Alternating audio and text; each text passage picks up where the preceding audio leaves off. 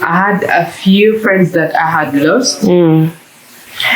So it hit hard that I'm having business losses. My circle, the circle that I feel like this should stand for me during this time, has also betrayed me. Yeah. And then I was all left alone.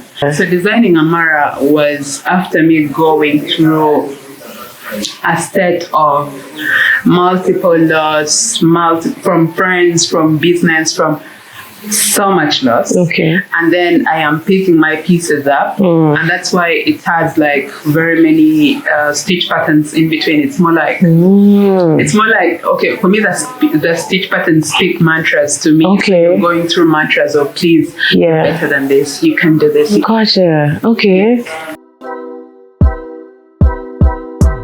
Welcome back to Kampala Mode. This is a space where we talk to all your favorite fashion creatives, from stylists, designers, muses, and everyone in between. We just want to know what makes the industry tick. Today, I'm here with someone who makes such delightful pieces from crochet. Anitah, thank you for making the time. Yeah, I'm glad to finally meet you. Yeah, for anyone who might not know who you are, could you introduce yourself? I'm Anitah Nairuku Moreen, and I am the founder of Nitah Crochets. It's a crochet brand. We basically focus on summer fashion, festival fashion, and just catering for any vibrant modern woman out there. Let's just get right into it. Why crochet?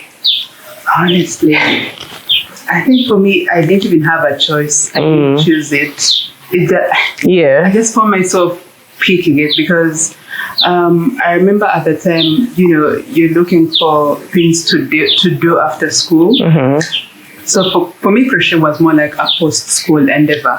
Gotcha. And at the time, I just didn't know that it's something that I could even turn into a business. So I am onto my phone and I'm trying to search for jewelry because I was thinking of making jewelry in the first place.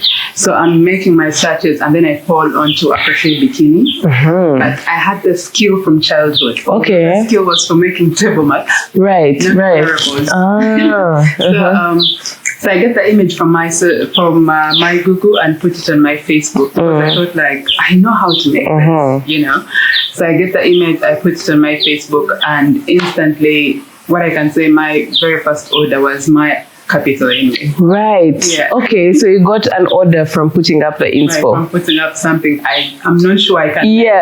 But I know I have the skill. So how was it like actually diving into it and being like, okay, let's actually do this?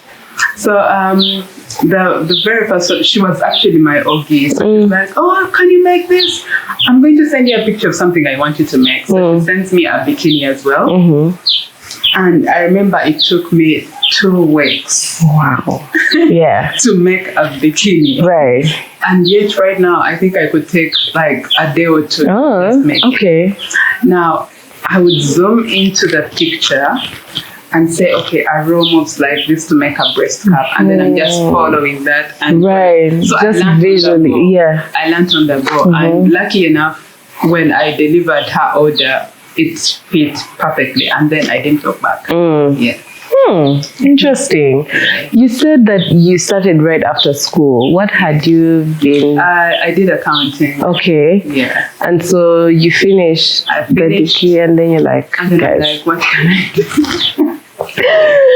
Oh god, this is such a classic story that we keep hearing here because we were like, we finished school, here's the degree, I'm going to go and be creative. Have you always been creative though? Not really. Okay. But even during school, my entire school time, I performed so well in art. And it's something we have back home. All my siblings are really good in art. Yeah. So I think it came easy. So it's one of those things that you weren't necessarily like, oh, this is something I want to do, but it's just naturally. Yes. Fun. Yeah. I was going to even ask how long does it typically take, but let's look at like some of your more, intricate pieces. There's one that I saw Bettina wear recently, the Amara. Yes, it's so gorgeous. First of all, the ombre at the bottom, and then like I've seen a version of it with the beading underneath. I saw she did not wear the top, but the beading with it. Coverage. Yes. Tell me about that, like making something like that. The time for it, it really takes some time. I think the skirt itself would not take as much time, although this the trail of it that usually takes the most time. But I could make the Amara piece, I think, in 3-5 working days. Oh wow. Yes. Okay. Like I see that and in my mind I'm like, for a month. Like it's so intricate. The time when you're into the business, you have to have speed. Although we need to keep in mind that this is slow fashion, right? Fast fashion. Okay. Yes. That's the thing. You're not in it to sell as many pieces as possible. Yes. Gotcha. I need to make sure that for everyone that is going to wear this piece, they're wearing every motion of it, every motion behind me making it, them wearing it, and them feeling comfortable in doing so. So let's get into actually designing it, because like there's the making it, but it doesn't start from there. So like coming up with the designs, tell me about that. So I think for my previous collection, I'm already working on a new collection. Okay. But for my previous one, I had 2 pieces in particular. I had Ferrodon. There's that, wild and, anthem. So I had that Ferrodon and Amara. And Ferrodon mostly spoke to my broken part. Then Amara is more like the more refined, you've got I feel more graceful right now. I feel in a better position right now. I'm feeling much more better now. And I need something that is a bit more modest. And it just it like speaks to that. Okay. That's Amara.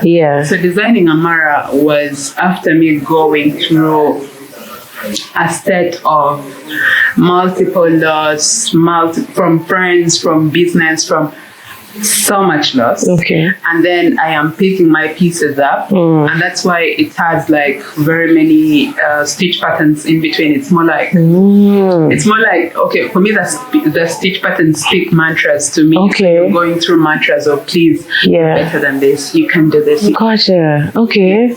I had no idea that it's even translated into the patterns. Can we talk about that, or like what insights? Because I think for many people, at least many people in Uganda, I see that a lot of designs come from like just seeing what someone else has done and then doing it. And yet when it comes to like originals, the stories from broken pieces. Can we talk about that though? So for me, making Ferrodon, which is the wild, sexy. Yes, right. So initially I was going through multiple business losses. Okay. And also the fact that I'm like, it's more like a blurry vision that I'm having for my business. I feel stagnant. I feel like everything is not working out. And I do have online marketplaces, and I was losing sales on there. And then socially, and also, I don't even know, I had a few friends that I had lost. So it hit hard that I'm having business losses. My circle, the circle that I feel like this should stand for me during this time, has also betrayed me. And then I was all left alone. I remember when I was making Ferrodon, which is the piece that is more like tone piece. You see my Instagram. I remember when I was making Ferrodon, she is a choreographer. She is called Ibil Brenda. Okay. I told her I'm going through a hard time right now. I had heartbreak in between. I had family, I had friends, I had business losses. So I remember I called her and I'm like, I want to make a piece, but I don't know where to start from. She's like, I want to make an order with you, but let me look for, inspos on Pinterest. So she sent me a few things and I'm looking at them and I feel like, no. At that time, I thought like I wanted to make her a piece that is me. Yeah, that's really coming from you. Yeah. So I remember I woke up at 3 a.m. I had fluffy yarn. I had all sorts of yarn because that piece has different yarn, types. So I woke up at 3 a.m. and I just got onto my mannequin. I just started throwing thread everywhere. Right. It had no direction anyway. It had fringes running. It felt like an incomplete piece. Yeah. So by 9 a.m., I just sent her the image of it. Like, no, Anitah. Anitah, this gives me Tyler vibes. Oh my goodness, yes. Like, this is giving Tyler. Anitah, how did you make this? And I'm like, if you know that it's coming from just me trying to show what I am going through, trying to show how tone I am. And she's like, this is a masterpiece. This is going to blow. And surprisingly, when I made the piece, I actually thought in a few months I'm going to launch it. Because when she gave me confidence, I got the confidence. Right. Trust me, this hit me like life snapped me. Yeah. I got that piece. I put it in the wardrobe. And, months could go by. And whenever I open my wardrobe and look at it, and I'm like, who is going to receive it? Who is? If I made it last year. I didn't launch it. Now, but who is ready to receive one of these? And my sister used to be like, I'm just tired of you trying to convince yourself not to do it. Just put it out there and see what happens. So I remember I just called Melissa Gizigi Pictures, and she's the one I think who manages Dance Mom with her. She's like, Anitah, that's a simple thing. She said, it's giving Tyler, just give it to us. And the minute it was received. It was received, and up to now I'm still in like shock. People always, people are always asking like, this is the masterpiece. And as much as Amara is also making its statement, I feel like people have received in a way. They actually like connect with it. I think for me, the biggest thing that really caught my eye with that piece was the fact that it had multiple, like different kinds of yarn that you had used. Because I'm so used to seeing crochet that's just done with one, unified. It's very, very calm, very organized. But then this felt like it came alive. Like it looked alive. That's why, So it's one of those that, it doesn't surprise me that it kind of caught on with people. And right now, I look at that piece and I've gotten a few people from UK, from US, and they're suggesting this is a very good avant-garde piece. It could just so runway ready. And I'm like, these are my emotions. That's where I feel like the best art comes from. Like it's like you actually being vulnerable with your work and doing what needs to be done. You had when did you start doing it professionally? I think I would say 2019, because 2018 I was like on and off, not really sure whether this is the path I want to do. Sometimes you get an order and then you have months that you don't get, and then that means you're having orders because of the festivals like Blankets and Wine. And I didn't want my art to be that. I didn't want to just be called because there is a festival. Okay. I wanted my art. Honestly, I see crochet like not just someone wearing it at a festival. I want it on the runways. I want it to be like part of actually our daily life or something like that. Interesting, because when I see like the festival part of it, even in like the bio, immediately in my mind I'm like, oh yeah, nyege. I bet like you're very very busy around that time. So very, very much busy. Okay, then I do realize I did notice there was like a space in time. So like, can you tell me the difference between the Nitah Crochets of 2019 to like 2022. When was it that you took a break? 2022. Yes. So the 2019, 2022, and then the after that. Can you tell me that two differences? The 2019 was more like you're finding yourself. You're taking this path, and then you find that, oh, this is not leading anywhere. So let me run here. So I think 2019 was just me finding myself, knowing my place, and also trying to make that mark. Yeah. Because I remember in 2019, I had a few fashion runways. I did see the kids fashion runway. I had some, I think it was Italian fashion runway by the Italian embassy. I hit some fashion runways, and then I felt like this is frustrating. Runways are frustrating. Like you have to make so many pieces in a short period of time and fit so many models. Absolutely. So like, okay, as much as I want this, how can I make myself feel comfortable in doing so? Then I learned about making written patterns. Okay. Yeah. Making written patterns, more like selling digital files, more like step by step. How to make a particular design and like that. So all of that went through 2019 to 2022. Okay. Right? And now after 2022, I took that long break. Because in between I had a daughter, and in between I had those losses. Everything happened like that. And then until 2020, I think the late 2024, 2020, late 2023, and then still I hit a big loss and came back in 2024 around March.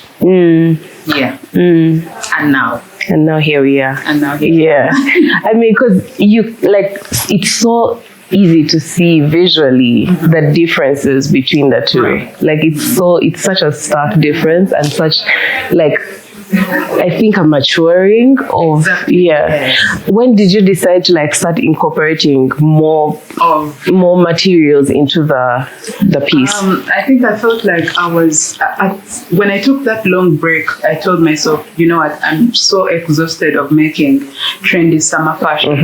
I am so exhausted. I need something that when someone looks at it, she's like, that's Nitah. That's Nitah. That's Nitah. That's not something I saw on Pinterest. That's not something people are making from wherever. So I think I got that right after my break. I started to learn to position my brand in the way that I want it. And the way that I want people to receive my brand. So it's more like a maturity. Right now I'm going through this maturity. I'm still going through it though.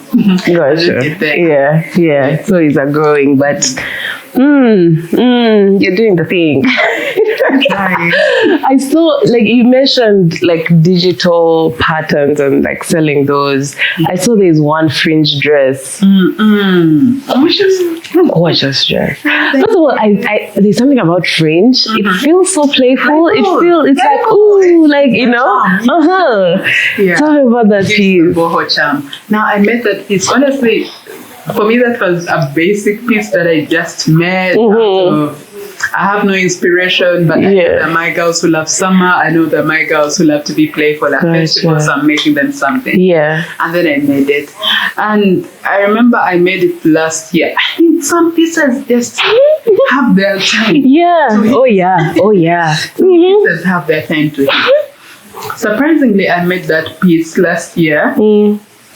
I even made a tutorial for it. It's simpler for other people to make it actually. But I don't know. I don't know why it's the best piece now. But then let me tell you, one thing I noticed with art or stuff like that, even if it's clothing, even if it's photography or whatever, put the piece out, put it out there.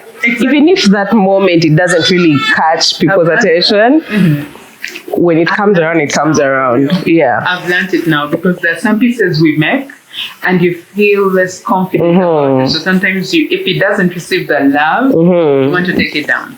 You don't want it to be on your website. No, that piece is not on my website. I noticed.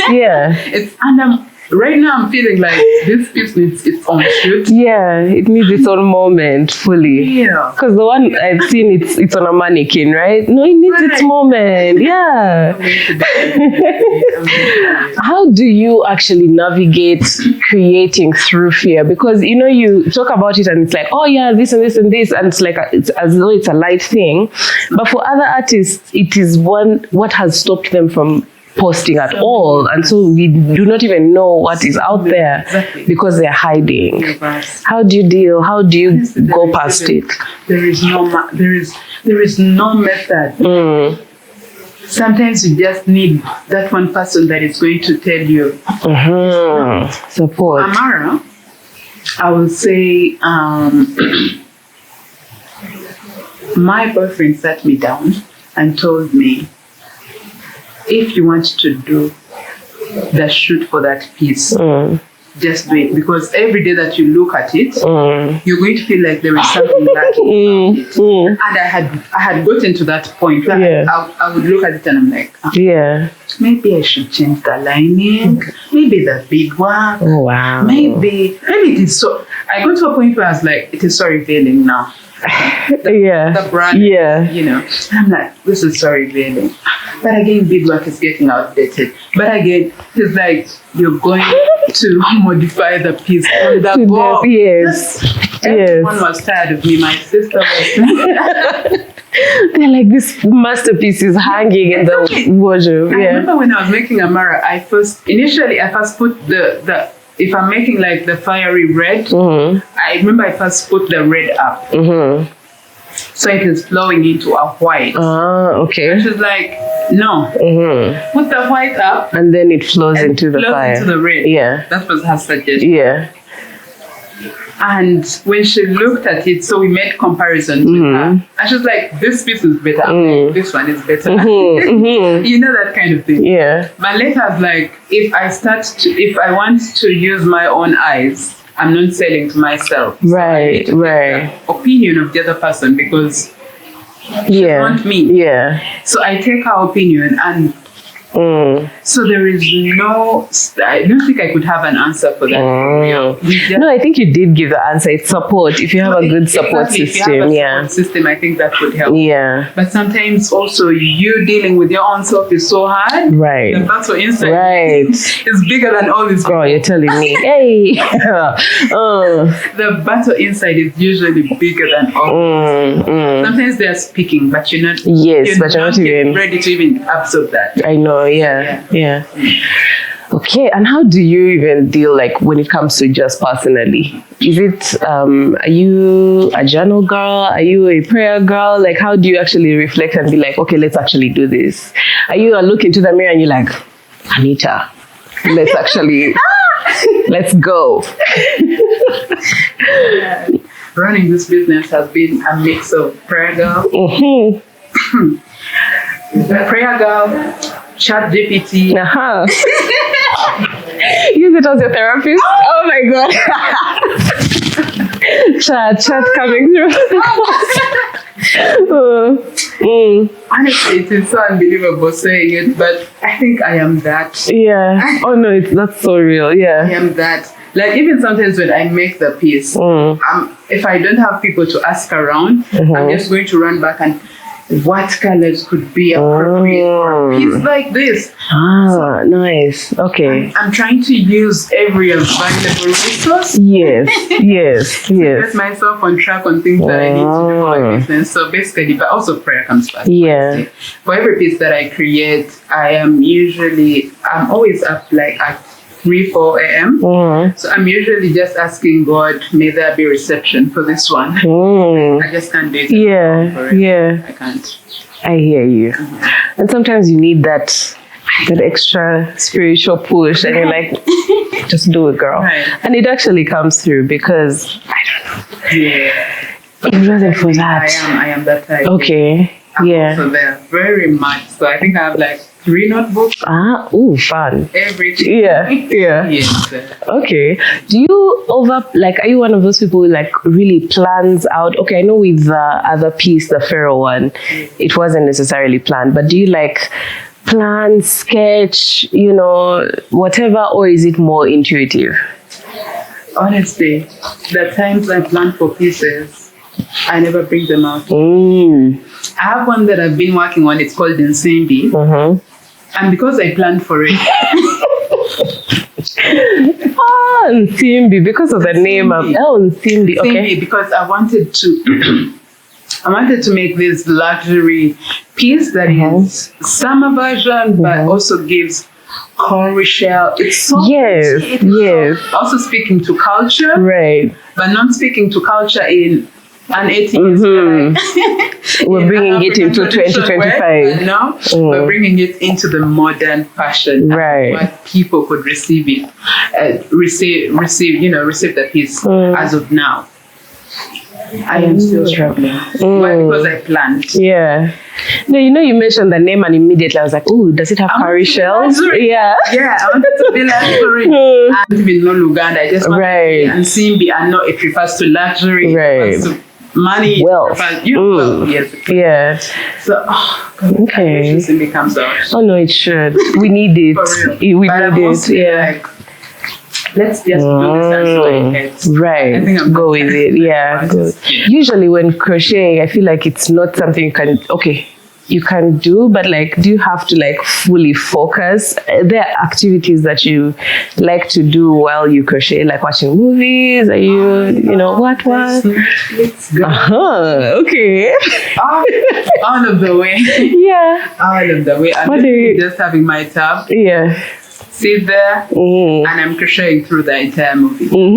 Yeah. Every time. And there's sometimes where you're on orders, last minute, and there is no time for Netflix at all. Right. Yeah, but I'm usually just Netflixing.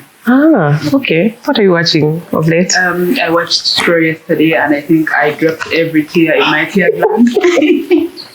Let me tell you, that I don't know. I watched Stro and. It was so intense. Tyler Perry does the most. I know, right? Absolutely the most. Yeah. Like, anyway, yeah.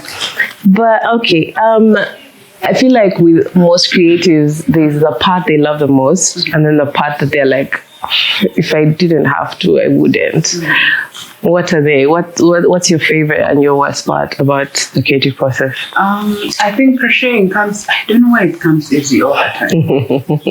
But these things of finishing, the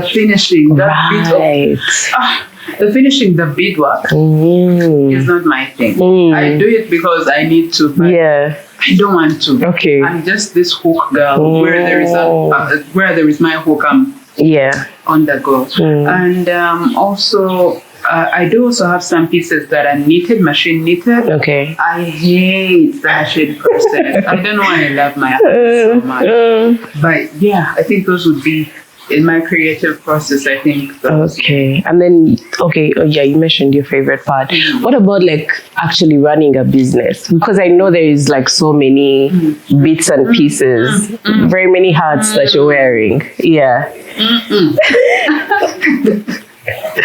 Oh, please. Sometimes I just want to sit there and crochet. Yeah. Let someone run. Let someone attend to social media. Let someone attend to the photographer. Yeah.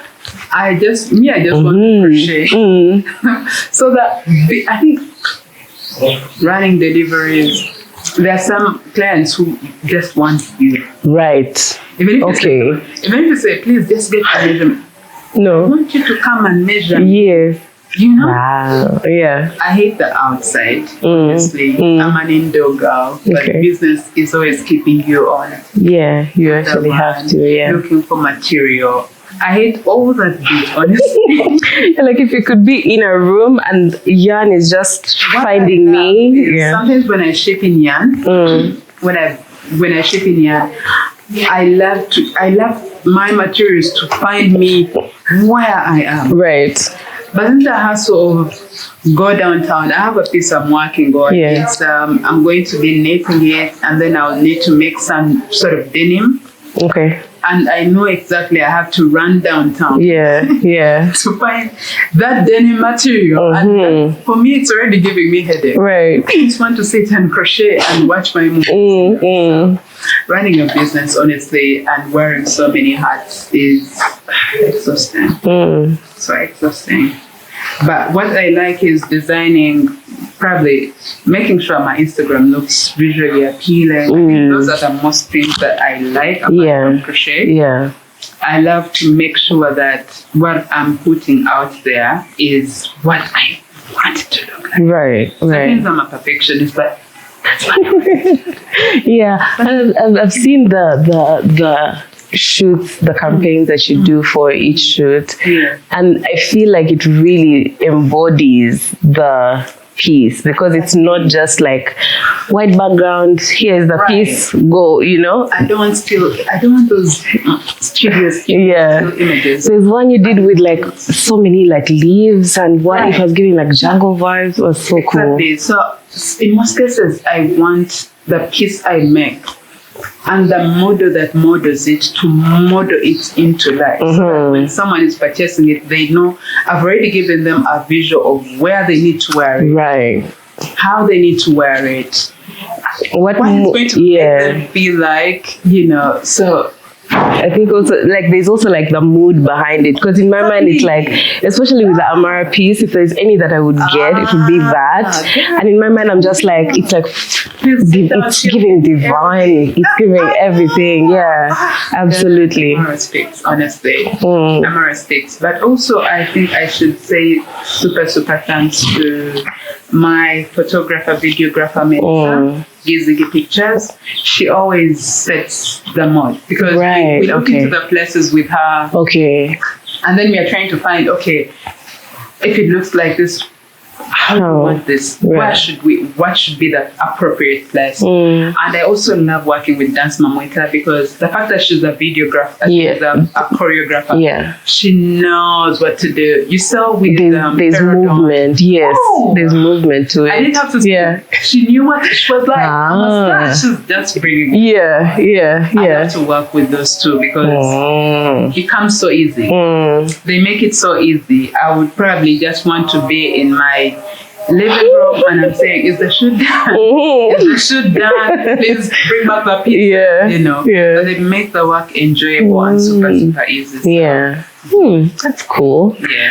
I'm curious. There's one thing I saw when I went to the website, and I was just like, damn, girl. That price point, I'm like, are Kampala girls buying? Are they? No. Where is the majority of the clientele coming from? Because like a $300 piece. I know. I mean, globally, it's not. So cheap. You know? In that context, it's not. But like here, someone is like, damn. But for my Ugandan girls, honestly, I think the price point for Amara is 700,000. Not $300. The $300 is for international orders, inclusive of shipping. Gotcha. Okay. So for my Kampala girls, inclusive of everything, delivering everything, it's 700. So it's still considered a luxury piece. Exactly. Yeah, absolutely. So 700, honestly. So tell me about that, like kind of finding your people, because I think for some creatives, they may see the value in their pieces, but be scared because they're like, wait, other crochet girls are doing this at 150. How do I compete with that? How do I find my people? I've learned that, honestly, I've gotten a few rejections with my price point, right? Which, for me, honestly, it doesn't eat me up. Why? Because I know the input of it. Right. I know the price of every ball of yarn that I ship into Cotton Amara. And I know how many balls of yarn I need for just that Amara. And it is something you cannot explain from this person to this person to this person. True. They either get it or they don't. They either get it. So sometimes you could give an option of like, if you want me to use ordinary yarns that won't even give you the ombre shade, that's up to you. But for what I want out there, this is it. Yeah. So honestly,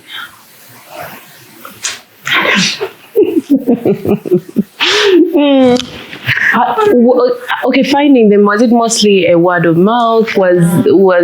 Did you place them in a particular space? How has it? I think people just find you if you're having good work. Yeah, people just kind of find. But I think the biggest thing that has played a role is working with the right people. I would not advise any person out there that is doing business to think that when you find regular models out there, it's going to work for you. You know the thing about influence? The biggest influence you have in the industry is the money you can convert. Right. Okay? So if you want to be I don't even appear on camera. I do. Yeah, this is my first time seeing you. Yes, on your page. It is so hard to find me. Yeah. Now, I know that my face, no one knows me. Now, if someone needs to know Nitah Crochets, who do I need to work with? I'm going to come to Satisfaction. I'm going to come to Dance Mamweta. I'm going to go to people who have influence in the industry. Right. I am trying to work into it, you know? So blogs have found me. Working with influencers is a milestone. And then, so it makes the work easy for you rather than thinking that, I will just do a shoot and put it out there. Right. Maybe also advertise my page and people will find me. You put in the work. You have to go into the spaces of people that you need to work with. So for me, I think it is working with influencers that has really pushed me as fast as okay. Yeah. Interesting. Yeah. Oh, really? Yeah, for real. Like, you are a brand. I mean, we're really just trying to tell the story. Yeah. Yeah. You're doing so well. Thank you. So even you giving us a platform is walking a mileage for us. So. Okay. Interesting. What would you say was like some of your earlier influences in that space? I mean, you say you come from a very artistic, family. Did you have any mentors? Did you have anyone that you looked up to? Anyone's work that you looked up to, and you're like, "Ooh, she's good." Like, it was honestly, it's all you. Period. But now being in business, I admire the side longer. So, Kai Collective is, yeah. That it's making waves. Yeah. Baddest. In business, in everything she puts out, I don't know, she makes it feel like it is so easy to do and jobs yourself. Then you try it. And you're asking yourself, why am I being frustrated? Yeah. She doesn't look like she's being frustrated. Oh, yeah. She makes it look so easy. Like she would be on vacation. And business is ongoing. Yeah. And for you, the day you choose to just vacate yourself. Yeah, you're like, but you come back, you're like, but people, do you remember me? I was gone for just 2 weeks. Where did 300 people? Yeah. Oh yeah, she is a powerhouse. I really look up to her. I really admire her. Right now, I think she's like someone that I used to receive her newsletters. Yeah. Every time on Sunday evening, I'm just seated there waiting for the wow, yeah. Go through this week. Yeah. What is she going through? What is she? So. Interesting. So I feel like, especially now with her, because she incorporates both her personality into the business, her story and everything. Is that something that you think you might get into down the line, or you're keeping it, let the work speak for itself? The work speak for itself. Okay. I'm just learning to go all out for my business. I am so used to being behind the curtains.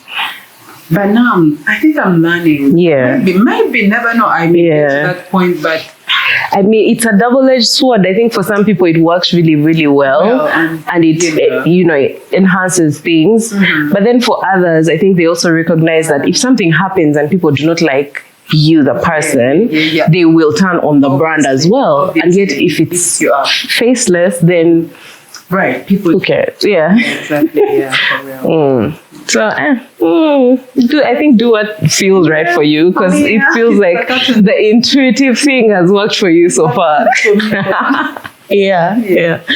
I'm curious, what was the reaction that I guess socials had when you posted at least the feral one? I think that's the one that is like, it's so like eye-catching and it stops you in your tracks. What was the reaction that you found that people had to it?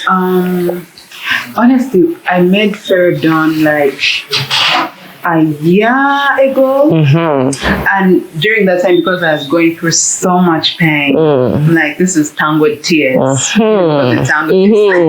It's giving tangled tears and everything. Yeah. So when I renamed it and gave it a true meaning, this is a chain, breaking chains, coming through, You know how that dawn looks like, that morning sunlight? It reminds me, there's a book I read sometime called something about the women who run with the wolves. It's like a wild woman archetype type thing. So it gives me that. I always like, if I'm communicating with this, I don't want people just to see it as a piece that is so revealing. But if they know the meaning behind it, they're going to carry the emotions in it. Right. So for me, it felt like this is a new morning where I'm not going to be stopped by whatever. No one is going to domesticate me to right. My zone.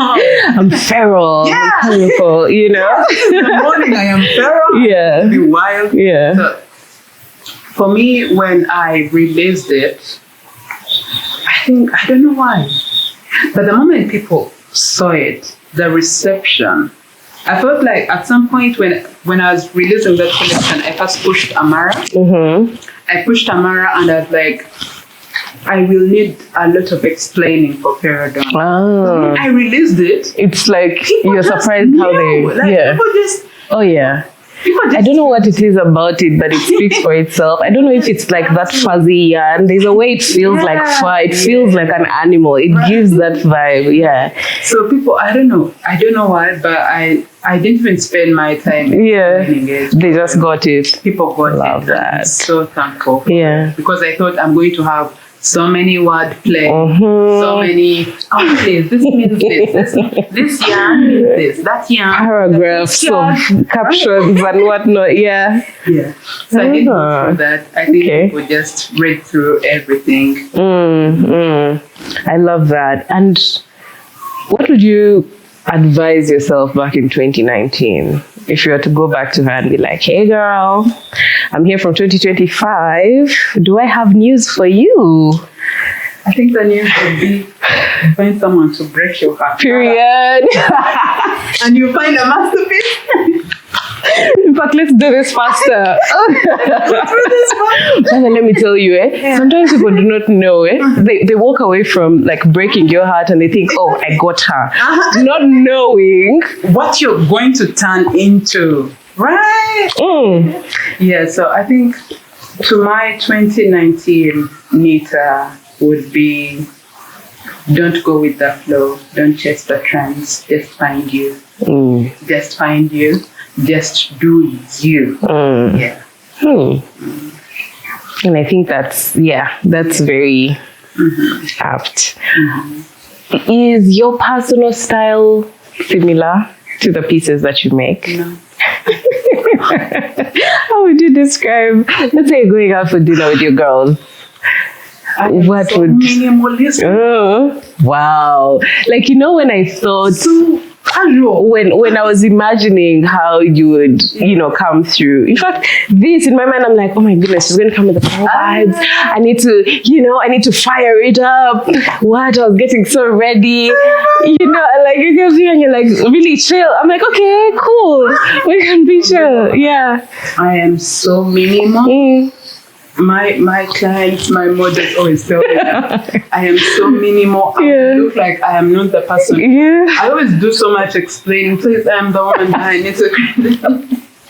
In fact, I think you helped me by having the crochet vest on, because if you did, I was going to be like, oh, hi, I'm looking for a crochet. Let me just find a waistcoat. But I am so minimalist. Okay. My true style is so casual. Even for dates, I think I just don't want to dress up. It was an option of yeah.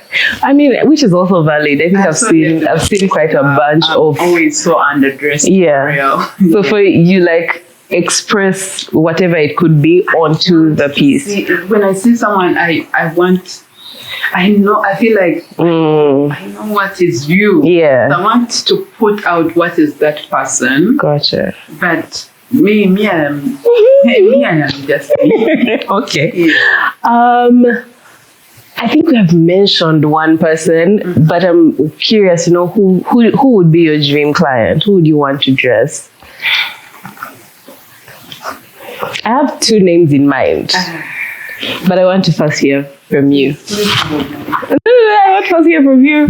First tell me, who would you love to see in one of your pieces? Here or both? Because me, the two names, there's one here and then there's one somewhere else. Honestly, if Tyler hits my day, I feel her. Yeah, she's in the vicinity. I feel her for myself. Yeah, like if I touch you. Yeah. This just yeah. And then now here, I feel like people here are kind of. You have to switch the design a little bit.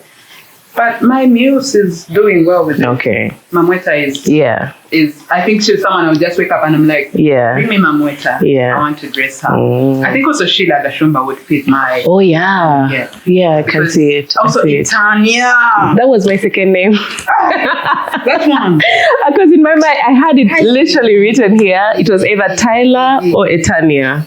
Absolutely. Tanya. Honestly. Tanya should come. I think she would eat. If I catch you, Tanya.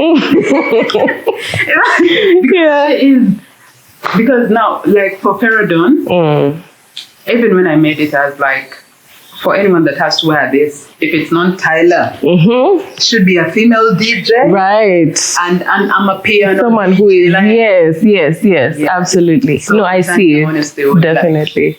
I want to pin her up. Just on the left. What is your unpopular fashion opinion, if you have any? Don't chase trends, honestly. Don't chase trends. Oh, yeah. Because you're speaking to a founder of a slow fashion brand. And the more you chase trends, there is no business for us. Right. I mean, I think that's valid, and especially when it comes to slow fashion. So you would never consider maybe growing the team and bringing more crocheters with you on board so that you can produce more, or? I think we are growing, but also I love to be comfortable in making everything that I make. I don't want to be like. I know the industry sometimes is asking you to be a fast person, but I don't want to push my buttons to look like fast fashion. Right. So I want to leave the authenticity of this is handmade. Respectfully, this is handmade from every stitch, look by look, because the thing that makes crochet even a lot more meaningful is. Unlike tailors and everything, we create our fabric by look. Yes.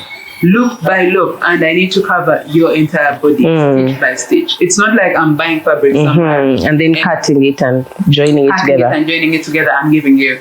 I am going to create the fabric myself, and in the manner that I want it to, make the clothing out of.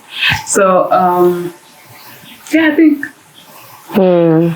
I think, please, don't trends. Better. I feel like there's so much authenticity in wearing stuff that is you and not like something you're going to find on the street here, there. Yeah.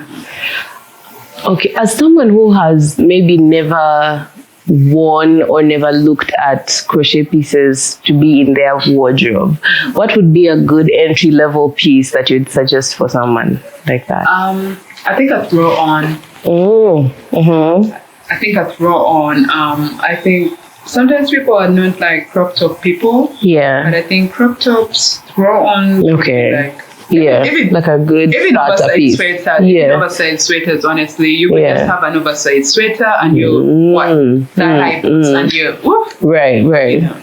So I think that is Okay. And then, because they're the two main designs, Ferrodon and then Amara. But do you do like the custom pieces, or is it according to what is, what is available?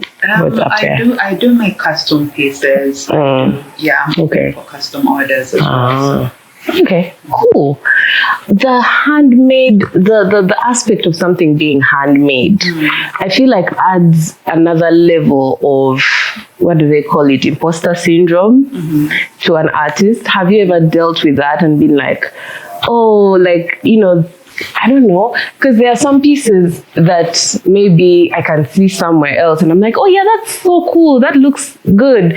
But then the fact that I made something by hand, in my mind I'm like, no, I give it, what if it, what if this happens, or what if it's not, blah, blah, blah. Like, is that something that you've ever dealt with? Is there ever that feeling, or? I think it was in my earlier. Yeah. It was, but I think it is, in business sometimes you carry it. Right. Yeah. Sometimes it does. But you work through it and you're like, it's okay. Yeah. If something happens, we'll deal with that particular instance. Right. But I think over time, the fact that nothing has really... Obviously, yeah. Okay. If there was a closet that you'd love to raid, what would that be? Whose would that be? A closet? Someone's closet. For myself? Fashion. Yeah, for you. Manuela Mulondo, perfect. Okay. I feel like it is so perfect. Maybe. Maybe. Yeah. Yeah. What do you like about her style? I think most of the time she's like so modest most of the time. I am like her at times. Gotcha. Okay. I am usually even when I want to make a statement, still I want to stay. Yeah, demure. Keep it.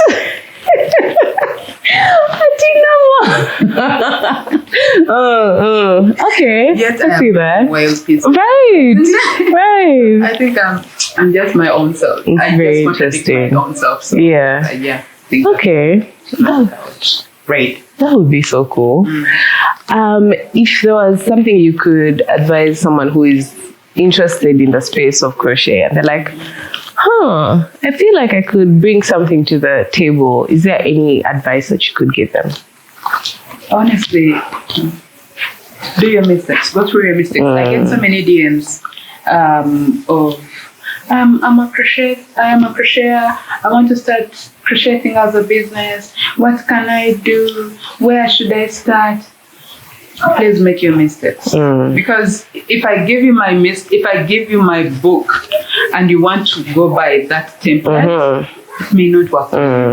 And rather it may have you waste so much time trying to.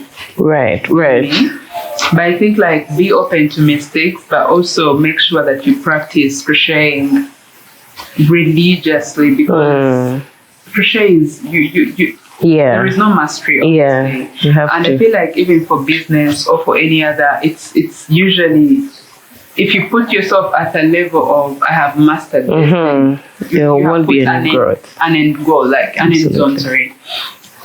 It's end of story. But if you're working towards making something more new, making something creative, like a rebirth. Make sure that you're rebirthing yourself. Yeah, I hear you. I don't know how to say. Yeah, like reinvent, like exactly. Yeah, just keep reinventing yourself as many times as possible, and you'll find yourself. Honestly, you'll find where you fall. Is there one mistake that you remember so vividly that you learned from, or that you kind of twisted and figured out a way around? Sizing in crochet is tricky. Sizing. So like the normal size 14, size 12, that doesn't work. Because sometimes even the yarns that you work with, we have stretchy yarns, we have yarns that don't stretch. We have yarns that are stiff. Yeah. If you leave no room, it won't do anything. Yeah.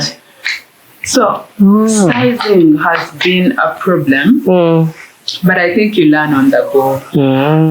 You make sure you test so many swatches with different yarns and all of that. And over time, because there's some yarns that feel like they don't stretch, and then you find and the client is like, it's not too big. Doesn't fit anymore, but it was fitting initially. So I think sizing has been a problem, but you figure out along the way. Okay.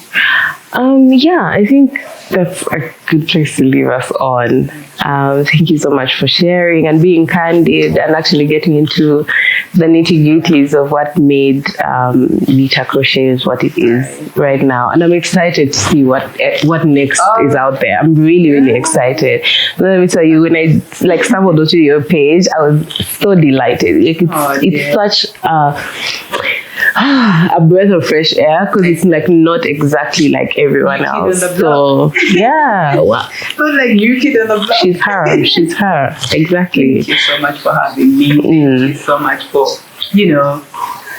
all of this. And I hope it catches everyone out there that is looking to have crochet as a business. Absolutely. Or that is looking to find themselves just like I did. I hope this interview finds you. Thank you so much. You too. Guys, see you next week. Bye. If you like this video, make sure to check out the rest of our page, because there's so much more for you to see. Make sure you like, share, and subscribe.